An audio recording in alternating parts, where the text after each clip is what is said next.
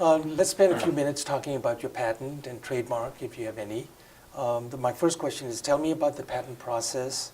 What were the turns in the road that you traveled in filing and amending, if anything?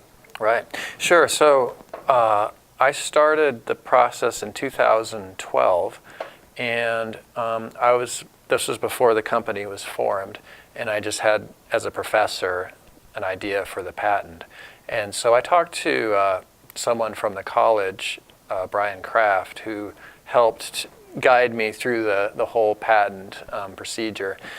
So the first thing we did in 2012 was to file a provisional patent. And that's a very easy and cheap thing to do. If there's any doubt, you should do that.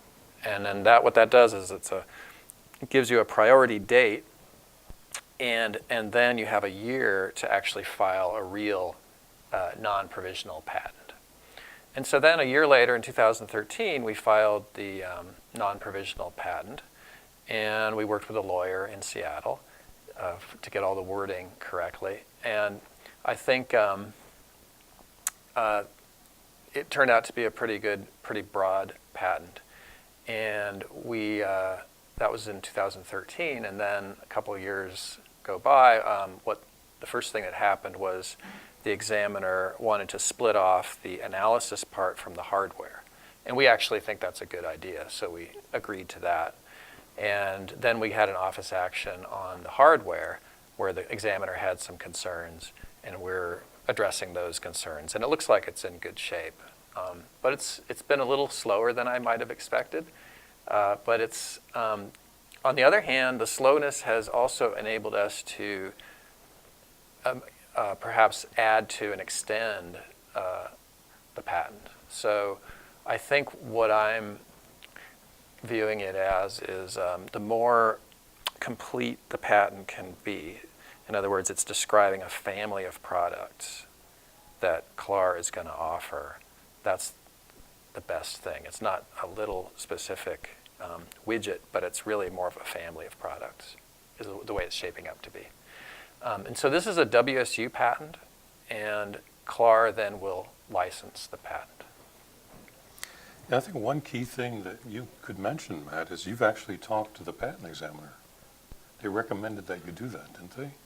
These people are accessible to you. Right, and that I have not talked to the patent examiner yet, but the people in the Office of Commercialization did call him up, and it turned out he just didn't understand some things. And they said, oh, well, okay, we can clarify. So that's a really good point, is that they are accessible, and oftentimes just calling the person can clear up some confusion and keep you from going down a bad path. So in that, the question that he had, did it come through the law office to you, or did the patent officer contact you directly? No, it went through the Office of Commercialization at WSU, and presumably through the law office and through them. And then they notified me, oh, we've had an office action. Read it. And I said, oh, this looks terrible. And they're like, no, it's okay. And one thing is, which I learned, is that a final rejection is not final, and it's not a rejection. Okay. And so what it really meant was that the exact claims in the patent are invalidated, but you can very easily modify them and resubmit. I see. And so it's something that causes a little heartburn to people who are not used to this. I see. Yeah. So I assume from what you just explained is that there are some lessons that you have learned from this process? Yeah, yes. That things that you might recommend differently? I think it went about as well as I could expect, especially doing the provisional patent right off the bat, because I think that got us a good priority date. In essence, it's a first-to-file system, and so the first person to file the patent wins, and that counts when you submit the provisional patent. And so that's something I never knew before. It also, the thing I learned was that you can still publish the data. There are ways to publish and get the patent as long as you do it the right way. And so I would talk to someone at the Office of Commercialization or someone who, maybe a lawyer, to figure out how to do that. I don't know if I would have done. I would have done some technical things differently with the patent, but overall, I was happy with the way it turns out. How is the record keeping while you're doing the development? Are you maintaining good records, and what does that mean in terms of keeping good records? Is it a itemized pages? Each page is identified, and you have a book, book where you record. So like lab notebooks, Yes. those sorts of things. Yes. We're physicists, so I always keep a lab notebook, but also very careful files as far as electronic files whenever they're sent or received. Let's see. The other area where that comes up is if you're dealing with lots of samples from customers, you really have to keep those straight. But I don't know. That's maybe your area. Right. Yeah, that's. I definitely keep a notebook on that, and I cross-list all my data files in that notebook. Right now, I'm just using a simple. I'm using the sample names that each company provides, but eventually you have to come up with an internal system. But we're small enough now that it's working for the moment. We use Dropbox. Yeah, Right.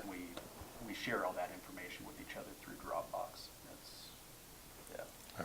Now, those can all factor into defending your patent if that comes to that, or is it part of the patenting process? Well, I think that the first to file system has taken care of a lot of that stuff. And I'm not a lawyer, but what it means is that people no longer go through the lab notebooks to figure out who was the first to actually invent the thing. It's just who filed first. I see. And it makes it much simpler. Occasionally you're going to have some inventors lose out, but I think it makes things a lot cleaner. And it's the international system. So that happened, 10 years ago or so, that the U.S. decided to change to that system. Well, note that all the work that we file electronically and in notebooks is what we consider to be our intellectual property, whether it's trade secrets or something related to that. For example, we'll talk later about grants, but we're required to keep very careful records so that we can prove that we did what we said we did for grants. For the company, what I care about is having as much bang in our system for the buck. In other words, I really need to say, we've got all this IP. It's know-how. And when we talk to investors, we have our IP, the patents, but we have our know-how too. And you can't get to that unless you put some equity into the company. And building that up is really important, but it has to be documented. Right. So we're very careful with that.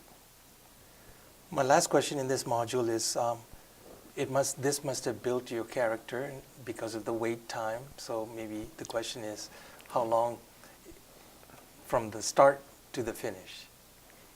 As far as the patent Yes. goes? Well, as I mentioned, we started in 2012.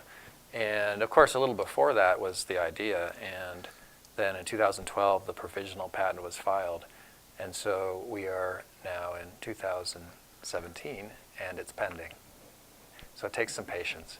I think the important thing is just to keep chugging along while it works through the patent system. And in fact, the timing is not so bad because it takes time to build up a company anyway. Right. And so by the time you're going to the big investors, you've got this really beefy IP portfolio, not just the patent, but lots of other intellectual property. So the timing, while frustrating at first, is actually turning out to be just fine, I think.